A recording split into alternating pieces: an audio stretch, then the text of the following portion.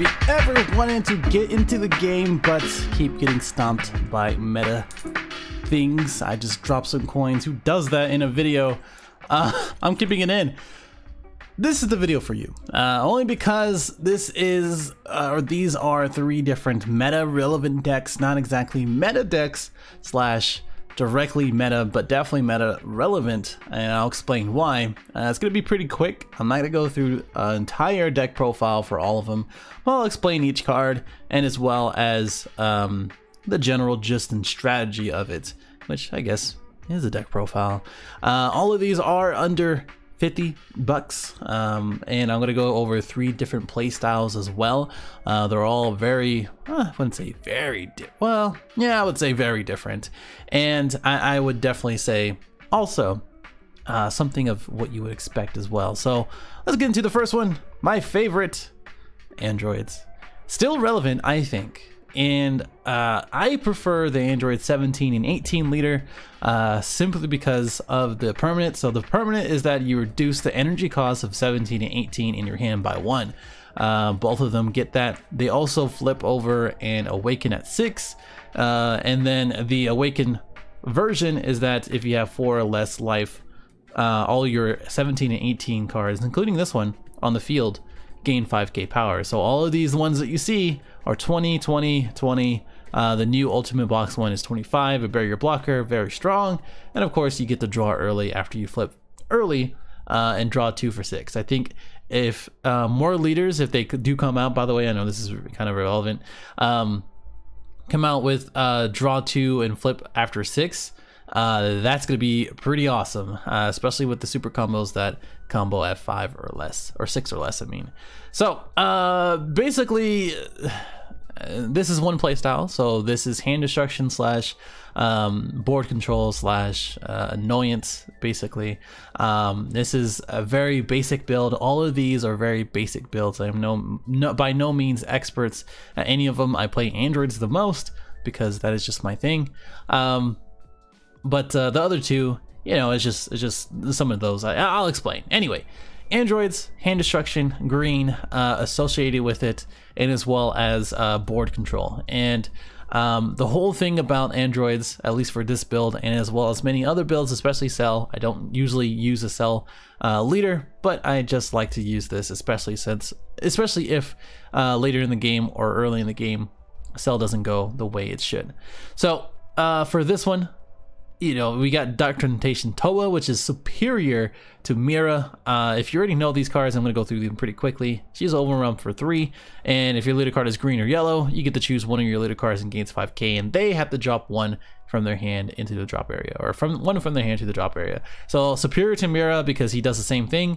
It's just that Mira is a mirror target for Evolve, especially with a couple different targets that he has. And then Toa is really good for the Android. You need to absorb. I just have 3 in this one because if you have 4, you're gonna see too many of them, and this one doesn't really cycle through cards too much. You kind of want to use it right after you Cell Chain, which in turn will do that. Will usually happen, and especially since it gains 5k for the leader. So now you're swinging for 15k if you're 4 or less, or 20k for 4 or less, and then you can combo whatever else. Now, the reason why this is kind of meta relevant, by the way, is because of full power energy and speed of surprise attack, and because Cell Chain is still kind of a monster, honestly. There's a lot of flack for Cell Chain, honestly. I see why, because it's very low, high cost, or low cost, high value, and I go over that in the meta staples video, but that's kind of the biggest reason why. So speedy surprise attack, you counter. And then if you leader cards an android, which it is, you place 1 card from your hand to the drop area, and then you KO something 3 or less. So that's really good. So for a lot of like burst attack Gohans, a lot of 1-drops, stuff like that. Speaking of, negate the attack for full power energy, you pay 1 and then choose the KO 1 or less. Very, very good. New foul power. And so Gohan, you swing, get critical 10k, 15k critical. Jiro can search everybody here except for Krillin and Toa, and himself, basically. So you can search everything, and it really helps for turn 1, maybe even turn 2 if you want to open up for a negate or leave it open for a negate, and then get your cell chain ready or another android ready. Destined Krillin, which is the best name for something, by the way. It's a free blocker, just like Destined with like this, the deed right here. Okay, all right. And he is a free blocker because Android 18's name is on the Awakened side. So old tech, still good, especially with the aggro decks running around. Even other decks, free blockers are always a good sign. I would just replace this with Champa. If you want to feel a little spicy. This is Android 16. Yeah, you don't get the draw on this one, but if your leader card is green android and your life is 4 or less, you get to choose. Your opponent chooses 1 card from a hand, and then your leader card or whatever card gains 10k. So a lot of the time, I would say is going to be on the defensive, in my opinion. Or if you cell chain, drop them down to 3 because that's what it does, and then Toa, drop them down to 2, and then attack and drop them down to 2 more. It's usually good, especially if they have a battle card in rest mode. And then the whole thing about this is cell chain itself. So you play this guy for 3, you place one of the Android 17s. We have 6 and 6 is usually a good ratio for me. I never really whiff or have an issue with that. And then you choose 1 cell with energy cost of 5 or less in your deck and place it on top of the card. When that happens with this one, you play it, you draw a card, and you KO something on the field. And then you place an 18 underneath of it, and then you get to either summon him again to KO something else, or go into the perfect 4 cell, in which drops their hand until they are 3 or less, or 3 remaining cards in their hand. And then of course you play the Toa, because by that time you should build a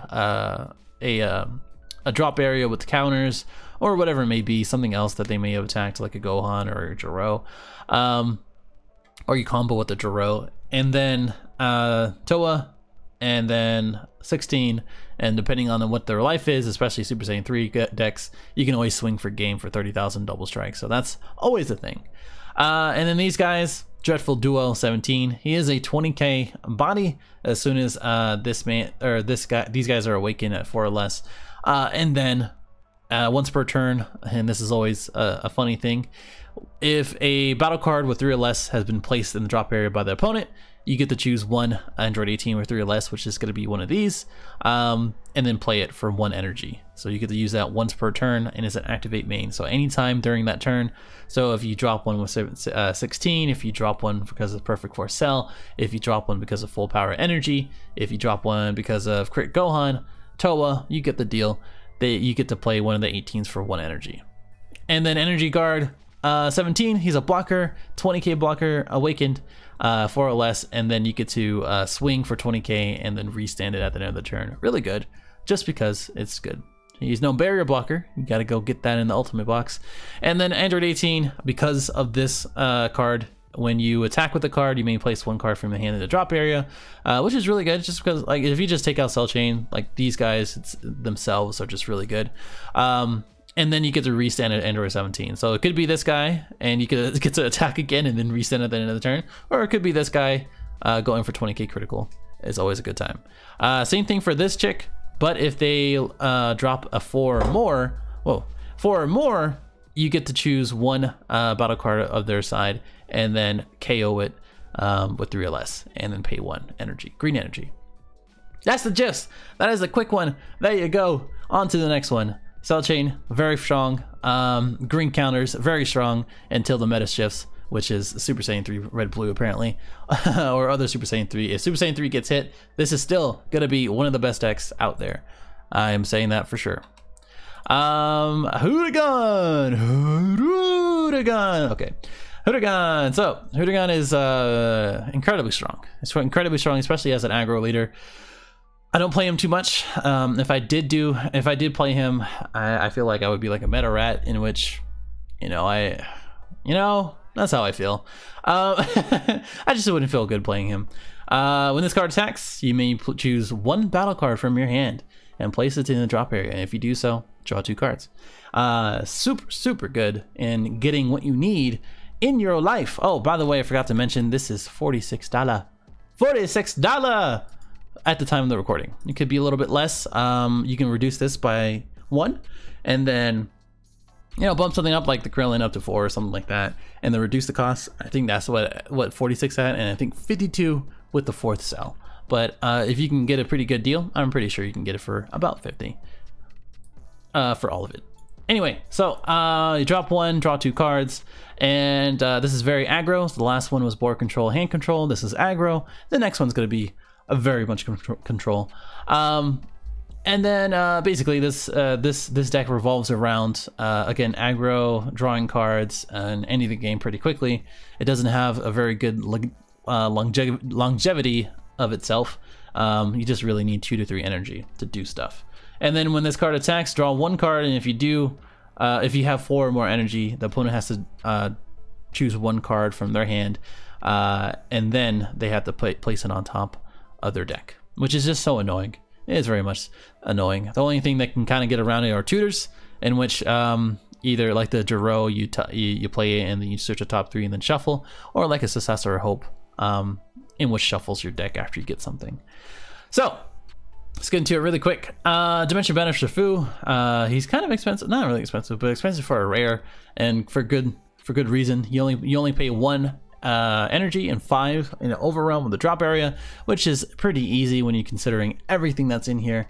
You play this card with overwhelm, choose 1 of the battle cards, their battle cards, and send it to warp, which is really good for removal. This doesn't really have too much removal. This is pretty much it in itself. You can always play 3 if you run into a lot of issues with that, but he does have double strike and 20k, which is just good in itself. Mirror Creative Absorbed. Overall for 4 and 1 energy, still really good. Because when you can ignore the first auto because it's not getting you absorbed. The second auto, when this attacks, you gain 5k for each card in your warp. And by that time, when you're trying to go for game, especially with the Champa for double strike, this man will end everything, especially if they don't have a counter, and you have to play around that.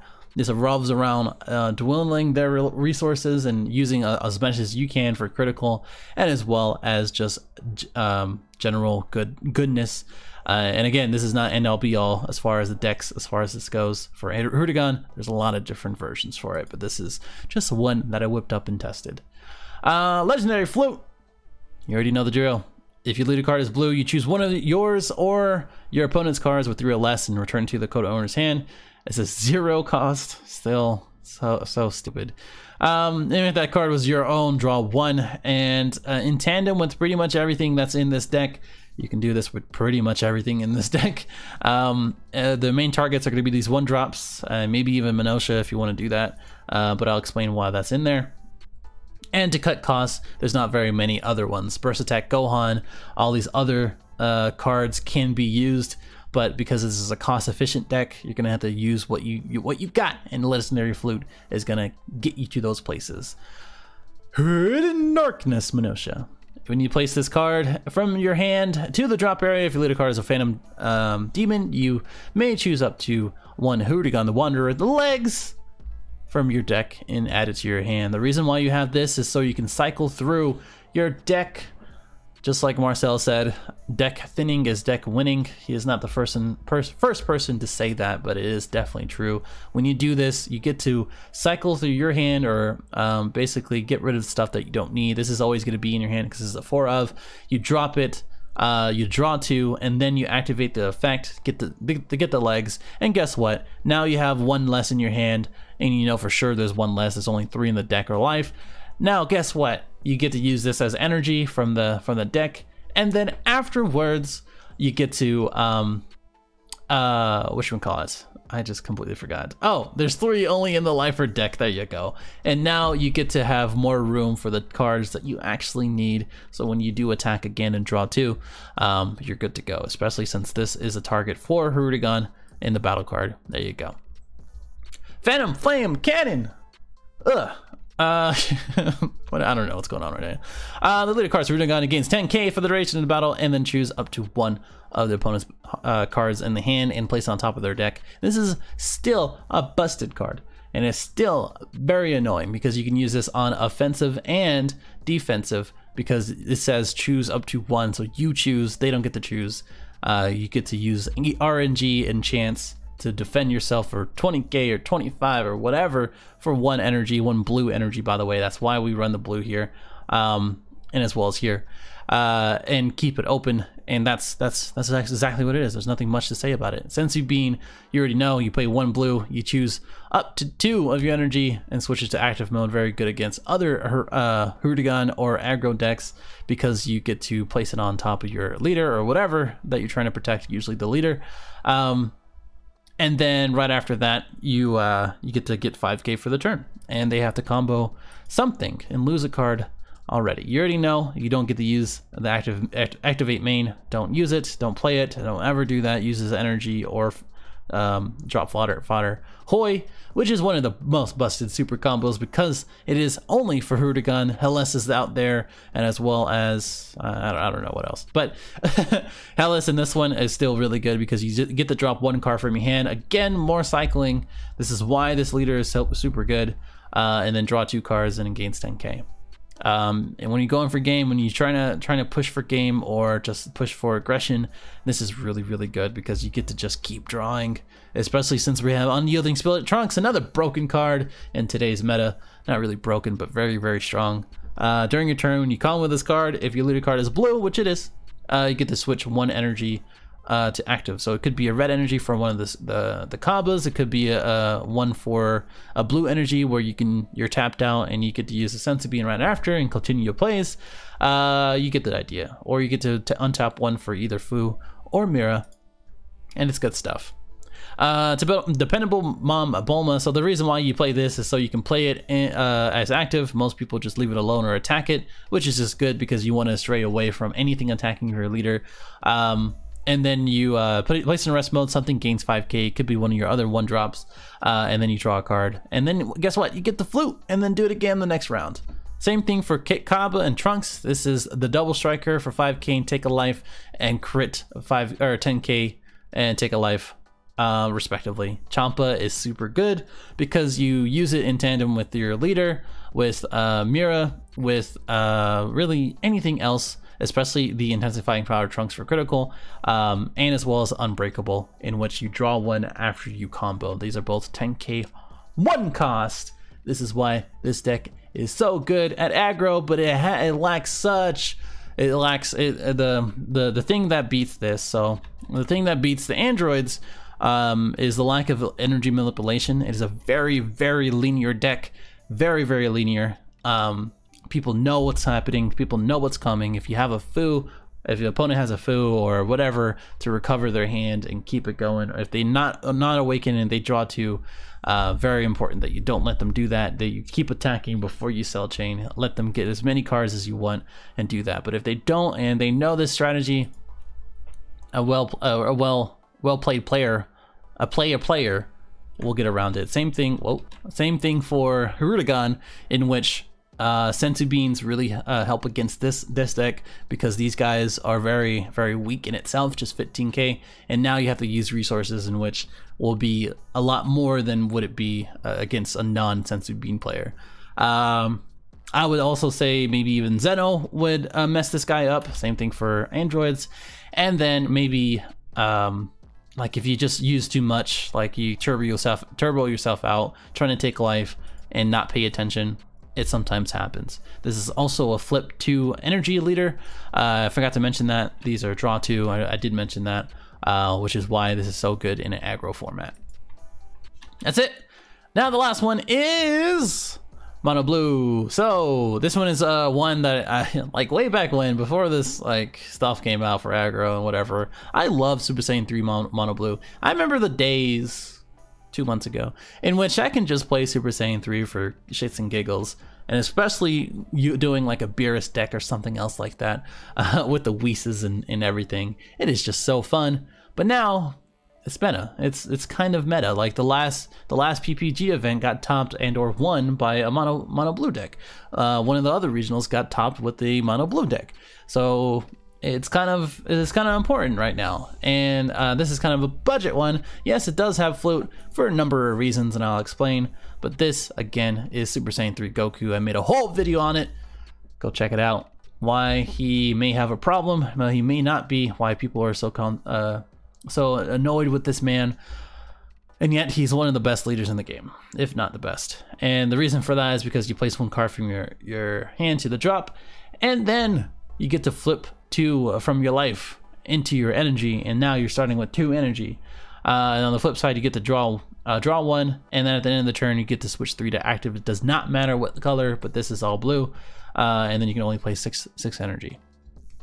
So, knowing all that, it's a perfect candidate for control. It is a perfect candidate for being defensive, and blue really kind of sets the tone for that. So let's skip the foo for a second.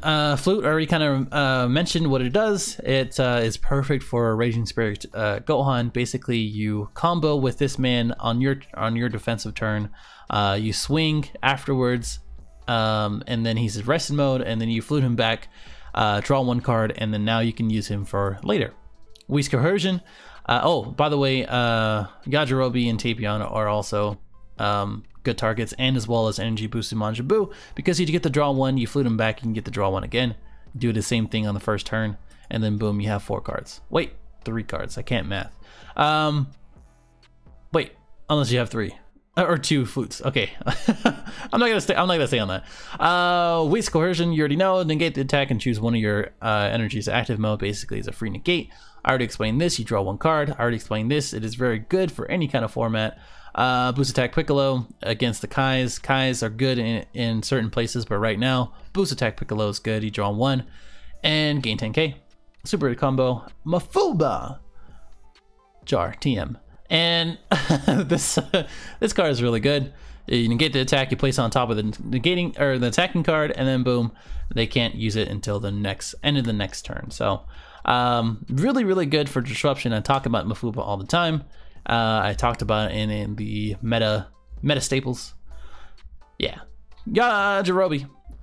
He only has 2. I mean, you can always use like 3 or 4 of them. That's just me. We have the Focus Mind Piccolo as well, just as a barrier blocker. So you have the revenge blocker over here and the barrier blocker over here.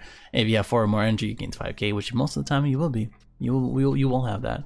Then Yajirobe is a barrier blocker revenge. So for 2 drop, he just kind of sits there until they have a big threat, like at all costs Vegeta or Jiren or Buhan or whatever, and then boom, they're dead after the battle. There you go. Oath's Power Tapion. The only way that you can awaken, it's not a big deal if you don't awaken. If they just allow you to just sit there and accrue energy, it's not that big of a deal, but it is a big deal in getting cards. So when you play this card, you choose up to 2 cards from your life and add it to your hand, and then if you choose 1 or more cards, you get to place a 5 or less of their battle cards on top of their deck. Very good. Very annoying. 5 or less is a huge range if they don't have barrier, that is, and you know. Raging Spirit Son Gohan, when you combo it, and it places in rest mode at any time, defensive or offensive. You already know why we have that in there. It's really good to just kind of protect your leader or any card, especially if you're talking about Focus Mind Piccolo. Already explained that. And now, one of the new MVPs and one of the most annoying cards out there right now. I explained this in the Ultimate Box preview as well, why this would be a super good card and a really good card just to use, as a 1 blue. This is why it's being used in a lot of different decks. I explained this in the meta staples as well. This is why it's a meta relevant deck. If the card is blue, this gains barrier when it's in rest mode, and then when you have 5 or more energy, which is when you're going to be playing it. When you have 5 energy, you play the Yajirobe at 2, you play the Ultimate Tapion at 3. If you don't have that, you play the Piccolo, and then you play the Piccolo on 4, and then you play the Vegito after that, and then you play another Piccolo, or you play the Vanquisher after that, and you play the Dragon Fist right after that. You get the deal. Anyway, they basically can't attack your leader, and they have to attack this card. There you go. Wait. Yeah. Wait, did I this game's burying your opponent. Cards can attack your leader card. Okay. You know, this, I think people are playing this wrong. Am I reading that right? Okay, hold on. Yeah, okay, I'm reading that right. I'm so silly. If this is the only thing that's rested in your area, this is the only thing that they'll be able to attack, basically. And that's it. I think people were playing because I think people were thinking that you can only attack this, but that's not right. You can't only attack the leader card, but you can only attack this if this is in rest mode and it's the only one. Okay, there you go. Bye. Piccolo the strategist. He's a critical blocker or critical barrier. It was really good. 20k. So every single turn you're swinging for 20k. He's just sitting there, and he has an activate main, so when you play it, you don't have to activate it, but you choose one of the opponent's battle cards with energy less than or equal to your energy and KO it. So you wait until like 4 or 5 energy, and then you remove a big threat, just like how Tapion does, but it KOs it, and you can only do it once per turn while it's on the field, basically. You can't use it over and over. That's why they worded it, because it's an activate main. Beerus. Really good card right now, only because when you attack a leader card, they choose any number of their cards in their hand, battle, or energy area, which total costs up to 6 or more, and place it in the drop area. So if you know they have a Fu in energy, or one of these guys in energy or something, or this guy and then this guy in energy, and it adds up to 4, or even on their battlefield, like they have a Vegito and then they have a Son Gohan or something like that, you know for sure they're gonna have to drop something. So that's really good. They lose cards either way, and they have to make a decision to lose whatever it is. And it's a 25,000 double striker, which is always good. Dragon Fist, Super Saiyan 3 Goku. And man, I remember going through this. I remember when the blue cards for set 4 came out, and I was like, this is a busted ass card, but it's a 6-drop, so no one's gonna play it. And then later on, people are gonna figure out how to play it, and then that's exactly what happens, because now we're playing Super Saiyan 3 Mono Blue. Yeah, okay, so this guy is a barrier double striker, so every turn he's going to be swinging for 25,000 double strike, and they can't do anything about it unless they attack it, which, go ahead, waste your resources on a 25,000. I'm just going to go ahead and place a Gohan for 35k, because you're not going to combo out too much. There you go. When this card attacks, choose up to one of the opponent's battle cards, ignoring barrier, and return it through the owner's hand, and then choose up to 2 energy and switches to active mode. That is incredible. So against mirror matches, especially when they have a barrier blocker, or Vegito, or strategist, or whatever, or even green yellow, green blue, whatever, they have Analaza or the other Piccolo in the green sets, or the green archetype, those are gone. And that they have to play it again for energy, which most of the time they won't, and as well as they their whole thing is messed up, their whole strategy messed up. That's why it's such a good card. If you can get this on turn 6 or 6 energy, that is turn 5, I guess, turn 4 maybe, it's game. You're good. You're just sitting pretty, unless they Zeno, and there you go. That is all it. That is all of the deck profiles. Those are all of it. Hopefully I gave some insight. I didn't go through all of them. I didn't go through everything. As far as like strategy goes, if you ever want to see these in action, let me know. I'll build these out, and I can always do these on a battle series or Friday night fights, which is a thing now. And let me know if I got anything wrong. Let me know if you need any more information. I don't want to make this longer than it is. And I will see you in the next one. Subscribe if you're new. Like, dislike, comment. Let me know. Later.